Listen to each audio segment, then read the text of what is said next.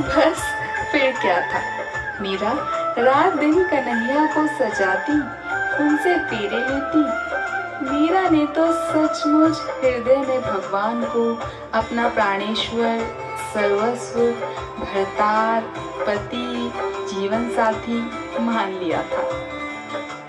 लेकिन कहते हैं ना, सुख के बाद दुख अवश्य आता है, और यही जीवन है। इन्हीं दिनों मीरा पर दुख का सागर टूट पड़ा, जब उसकी प्यारी माँ असार संसार छोड़कर सदा सदा के लिए चल बसी। माँ, माँ, हमें छोड़ के मत जाइए माँ। माँ उठिए ना माँ। माँ हमें छोड़ के मत जाइए माँ। माँ, तू कितनी अच्छी थी, तू कितनी भोली थी, प्यारी प्यारी थी। ओ माँ, ओ माँ,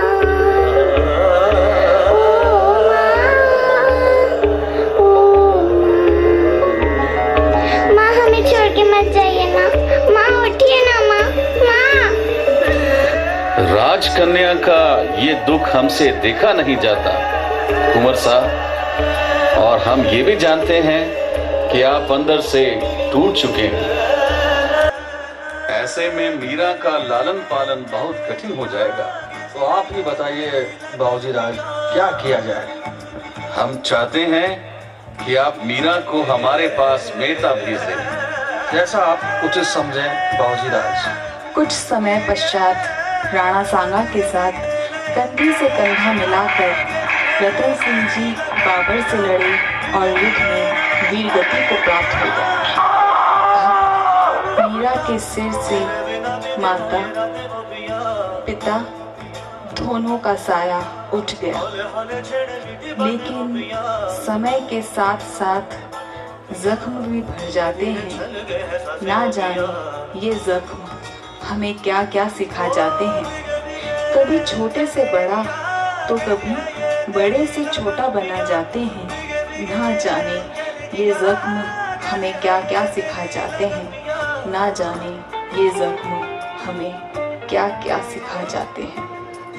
मीरा वीर श्रेष्ठ रावदूता की छत्र छाया में दिन रात अपने परम प्रियतम के भजन पूजन में खोई रहती। जी मैंने राम रतन धन पायो, पायो जी मैंने राम रतन धन पायो, पायो जी मैंने वस्तु अमोलिक दी मेरे सतगुरु, वस्तु अमोलिक दी मेरे सतगुरु, कृपा कर अपनायो, पायो जी मैंने कृपा कर अपनायो, पायो जी मैंने राम रतन धन पायो, पायो जी मैंने राम रतन धन पायो। मीरा, आप जब देखो भजन कीर्तन में ही लगी रहती हैं। अब आप बड़ी हो रही हैं, आपको रानी बनना है, रानी। क्यों दादू साहब, भजन करना कोई बुरी बात है? भला हमें संसारिक मोह माया से क्या लेना देना? कृष्णमयी हो गई हूँ मैं, कान्हा के रंग में खो गई हूँ मैं, श्वेत से श्याम हो गई हूँ मैं, देखा आईने में तो कान्हा का ही रूप हो गई हूँ मैं, उनकी यादों में बावरी हो गई हूँ मैं, कृष्णमय हो गई हूँ मैं, कृष्णमय हो गई हूँ मैं। मीरा, हमें ऐसा लगता है कि अब तुम्हारा विवाह करना बेकार है।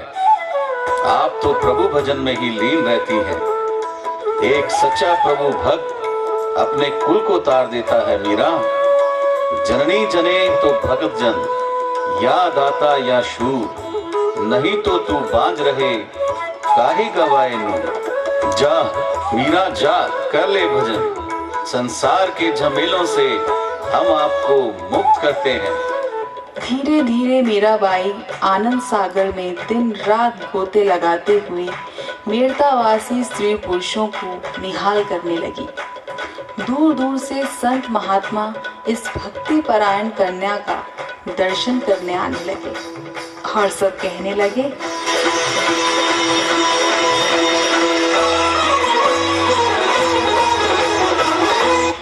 यह मीरा कृष्ण दीवानी हो गई, मस्तानी हो गई, मशहूर इसके प्रेम की कहानी हो गई, कहानी हो गई।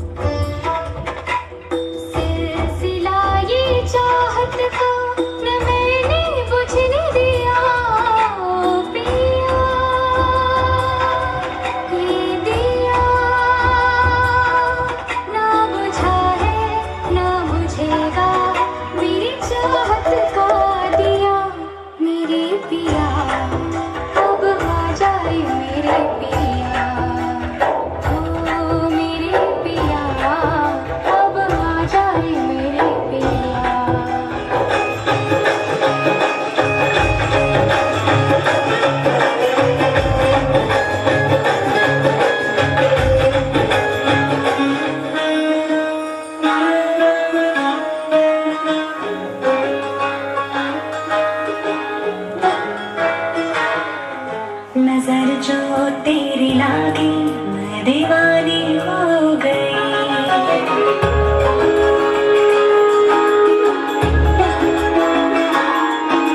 दीवानी हाँ दीवानी दीवानी हो गई।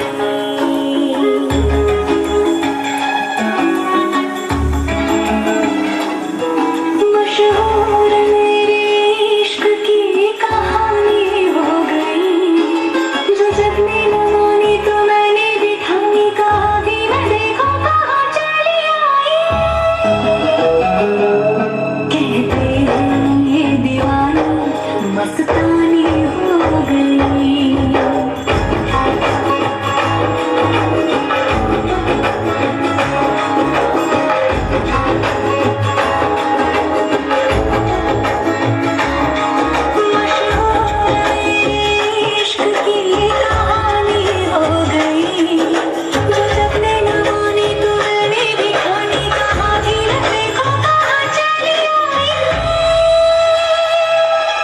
कहते हैं ये दीवानी मस्तानी हो गई। दीवानी हाँ दीवानी दीवानी हो गई।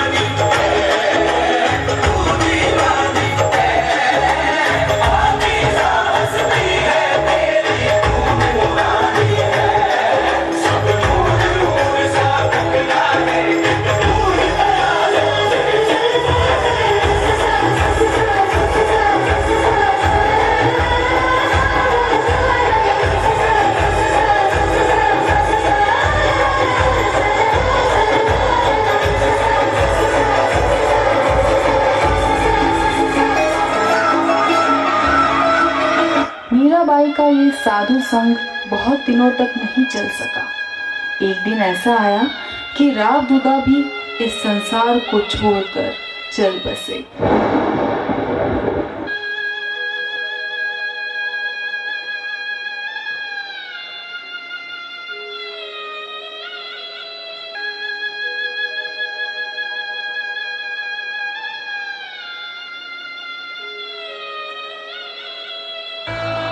रागदुदा की मृत्यु के पश्चात उनके बड़े पुत्र विरमदेव राजगद्दी पर बैठे।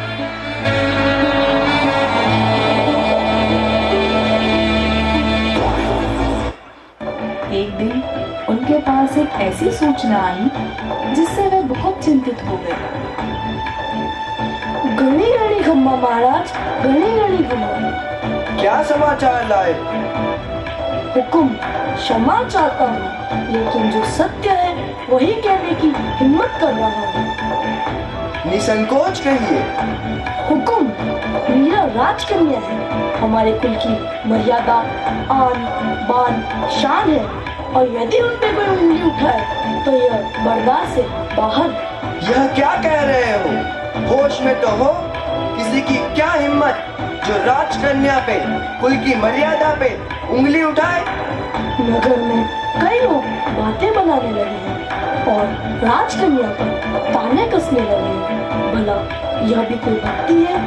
पाँव में घूंघरू बांध, खुले मुंह सबके सामने नाचना गाना, क्या राजघराने की कन्याओं को यह शोभा देता है?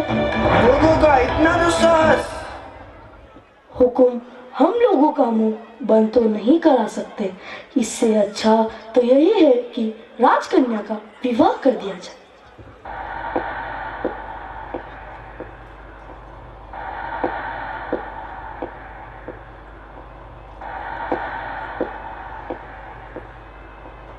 तुम ठीक कहते हो। विवाह होने पर मीरा अपने आप ही राजरानियों जैसा जीवन बिताने लगेगी और उस जीवन में उनका चित्त रम जाएगा। यह सूचना प्राप्त होते ही मीरा को ऐसा लगा जैसे उनके पांव तले जमीन निकल गई हो।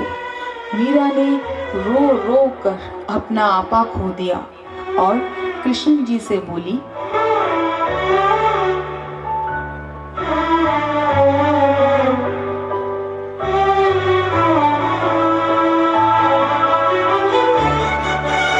नहीं नहीं नहीं, ऐसा नहीं हो सकता, ऐसा नहीं हो सकता।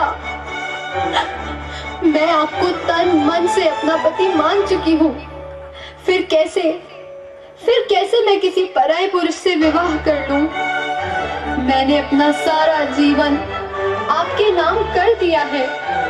मैं अपने प्रेम को किसी दूसरे के साथ नहीं बांट सकती, नहीं बांट सकती। चुप क्यों हो कान्हा? बोलिए, कुछ तो बोलिए।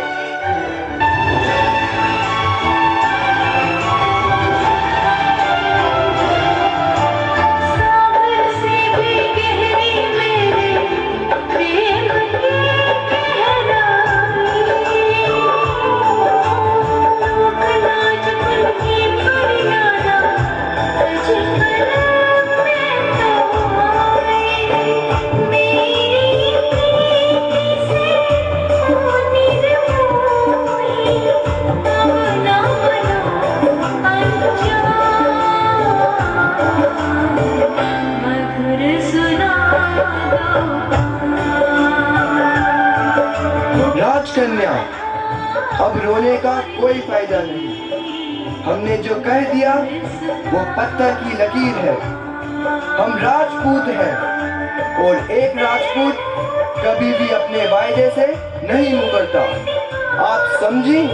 ठीक कहा आपने जीसा, लेकिन यहाँ आप कैसे भूल गए मैंने जो अपने परम पूज्य पति परमेश्वर से 7 फेरे लिए हैं, उनसे जो वादे किए हैं, उनका क्या? बताइए जीसा, उनका क्या? हाँ, एक मूर्ति से फेरे लेना कोई विवाह नहीं कहलाता मीरा। और विवाह कोई गुड्डे गुडियों का खेल नहीं। ब्याह तो इंसानों से किया जाता है, इंसानों से, ना कि। बस कीजिए जीसा, बस कीजिए। मेरे प्रेम को खेल मत कहिए। मैं अपने मन में कृष्ण जी को बसा चुकी हूँ। उनकी जगह अब और कोई नहीं ले सकता जी साहब, कोई नहीं ले सकता। हमें ये विवाह नहीं करना जी साहब, नहीं करना। अब आप ही हमें राह दिखाओ कान्हा, हमारा मार्गदर्शन करो कान्हा, हमारा मार्गदर्शन करो।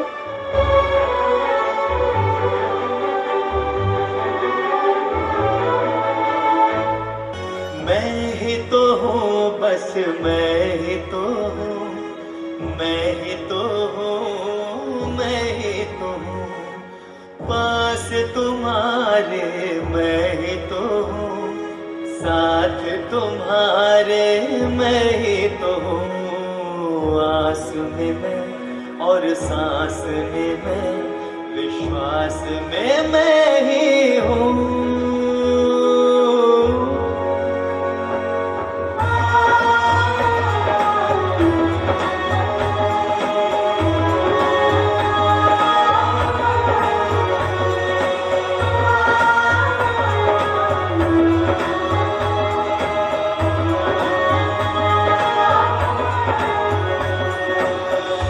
इस प्रकार अपने मुरली मनोहर के वादे से मीरा प्रसन्न हो गई और उनका विवाह विक्रम संवत 2157 में 17 वर्ष की आयु में मेवाड़ के महाराणा के बड़े पुत्र कुंवर भोजराज के साथ बड़े धूम धड़ाके